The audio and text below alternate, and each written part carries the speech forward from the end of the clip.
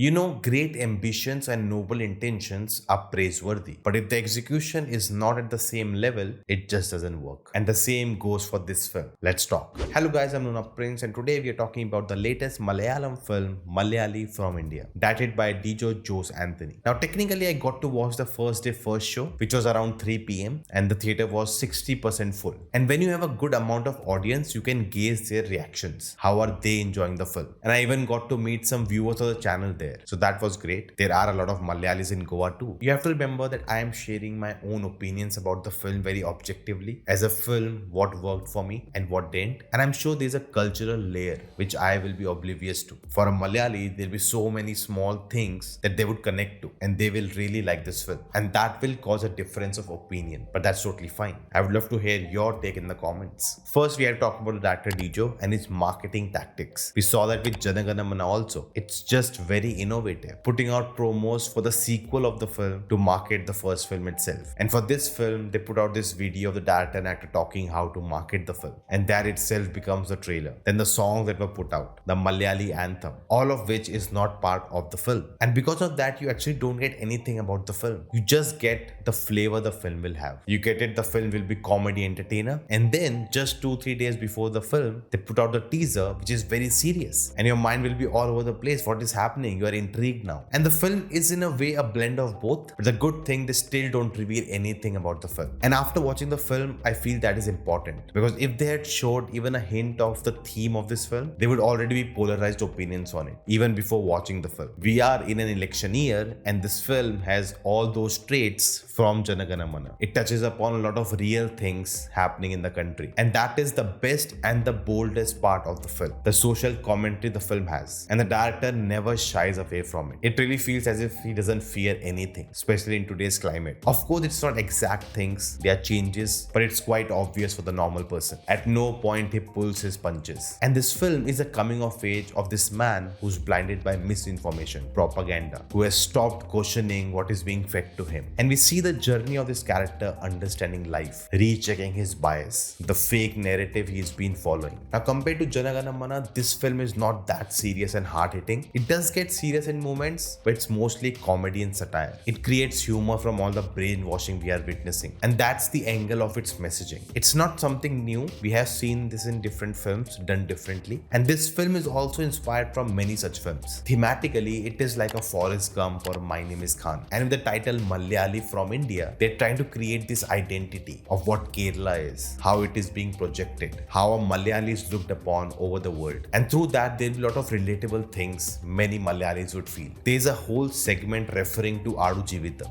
That is definitely hard to miss. And I'm sure there'll be so many older Malayalam films it is inspired from. But the one really big inspiration is Bajrangi Bhaijaan, one of Salman Khan's finest films. There are a lot of similar scenes because the film wanted to create the same magic, but in this film it didn't work. And there are reasons for that. Number one has to be the inconsistent tone. The balance of comedy and drama does not really match. The to and fro between them feels very off. Now, comedy is very difficult to translate through subtitles, and I actually used the response of the audience in my theater to understand if it's working or not. Now, there were many scenes where we all were laughing. Then there were some scenes that didn't translate to me, but people around me were laughing. That means it worked for the Malayalis. And then there were few scenes where only segments of people were laughing. So I'm guessing the humor was in the way the dialogue was delivered, the slang, the dialect that cannot really translate into subtitles. And I also feel the film never commits itself to anything. Sometimes, the characters act really stupid. It gets really goofy, but we don't go all in with that. Because at many moments, they try to make it very relatable and real and serious. Again, a conflict between the tones. Now, the second point is the pacing of the film, which was a real struggle. The film is really slow at moments as if nothing is happening. And then something interesting happens, the film picks up and again it drops down. You feel the whole length of the film. The screenplay of the film is a mixed match. There are some extra sequences. There are some moments which don't add up to anything. A lot of scenes feel unnecessary. Due to the screenplay structure, the film spends a lot of time on setups. We see a lot of things happen in the story, but not all of them are paid off. And that leads to my third point, the lack of focus. This film is overstuffed. It's doing too much. It's juggling too many things. After watching the whole film, it feels like they were two different films put together, and both of them leaves you unsatisfied. By the end, what the film wants to achieve, the feeling it wants to give us as audience, it does it as a lip service. What we should feel is not shown on the screen, but just narrate it to us that this has happened. And that is a big disconnect. And that's why it makes me feel as if the script was changed at some point. They were telling this story, but it was not fully working for them, so they added something